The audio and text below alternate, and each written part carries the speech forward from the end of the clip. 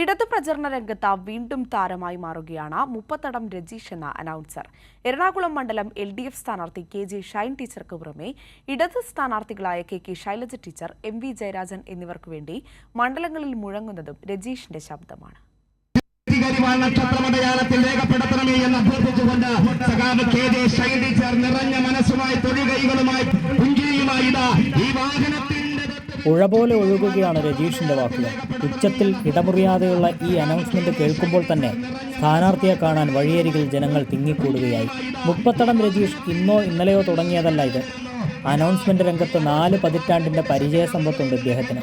ഗുണാകേവിൽ അകപ്പെട്ട ഇന്ത്യൻ ജനാധിപത്യത്തെ രക്ഷിക്കാൻ മഞ്ഞുമ്മൽ ബോയ്സിനെ പോലെ ഇന്ത്യൻ ഇടതുപക്ഷം ഈ ഭ്രമയുഗം മാറും. വടകരയിലെയും കണ്ണൂരിലെയും ഇടത് സ്ഥാനാർത്ഥികളായ KK Shailaja teacher, MV Jayarajan എന്നിവർക്ക് വേണ്ടിയും രജീഷ് പ്രചാരണ രംഗത്തിറങ്ങിയെങ്കിലും ഇനിയുള്ള ദിവസങ്ങൾ പൂർണ്ണമായും സ്വന്തം മണ്ഡലത്തിലെ സ്ഥാനാർത്ഥിക്കൊപ്പം സഞ്ചരിക്കാനാണ് രജീഷിന്റെ ആഗ്രഹം. ഞാൻ നമ്മുടെ ശൈലജ ടീച്ചർക്ക് പോയിട്ടുണ്ട്. MV ജയരാജൻ സഖാവിന് വേണ്ടി നമ്മൾ റെക്കോർഡ് ചെയ്ത് കൊടുത്തിട്ടുണ്ട്. അവർ പലരും വിളിക്കുന്നുണ്ട്. പക്ഷേ എറണാകുളം മണ്ഡലം എൻ്റെ ചങ്കാണ്. എറണാകുളം മണ്ഡലത്തിൽ നിന്ന് മാറാൻ ഞാൻ തയ്യാറല്ല. ഷൈൻ ടീച്ചറെ ജയിപ്പിച്ചേ ഞാൻ നിൽക്കുള്ളൂ. രജീഷിന് അനൗൺസ് ചെയ്യാൻ പ്രത്യേകം സ്ക്രിപ്റ്റ് ആവശ്യമില്ല.